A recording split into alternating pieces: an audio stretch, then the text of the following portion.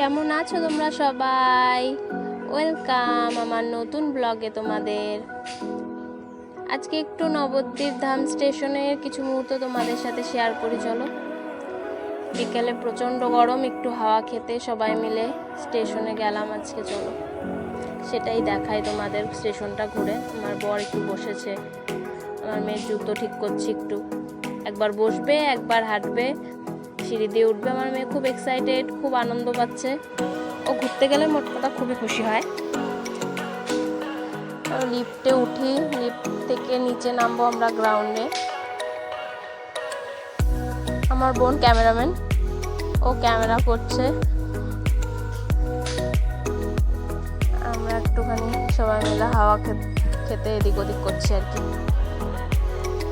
এত গরম পড়েছে, মানে প্রত্যেক দিন বিকালবেলায় নয় গঙ্গার পাড় নয় স্টেশন একটু হাওয়া খেতে বেরিয়ে পড়ি।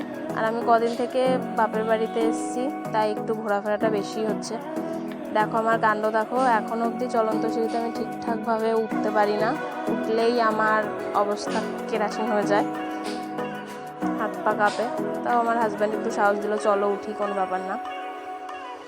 তাই একটুখানি উঠলাম, তাও অনেক কষ্টে একটু হাওয়া খাই। দেখতেই পাচ্ছ গরমে জামা টামা ভিজে গেছে, এত গরম। একটুখানি জল টল খেয়ে নিই বসে। আমার মেয়েও হাঁপিয়ে গেছে, ওকে একটু জল খাইয়ে নিই। আমাদের স্টেশন নবদ্বীপ ধাম। তোমরা কি এসছো আমাকে জানিও। একটু পাঁপড় ভাজা টাজা খাই, ঘুরে ফিরি, তারপর আবার বাড়ি চলে যাবো। আমার মেয়ে দেখো খুব খুশি, ট্রেন গাড়ি দেখতে পাচ্ছে, এত লোকজন দেখতে পাচ্ছে।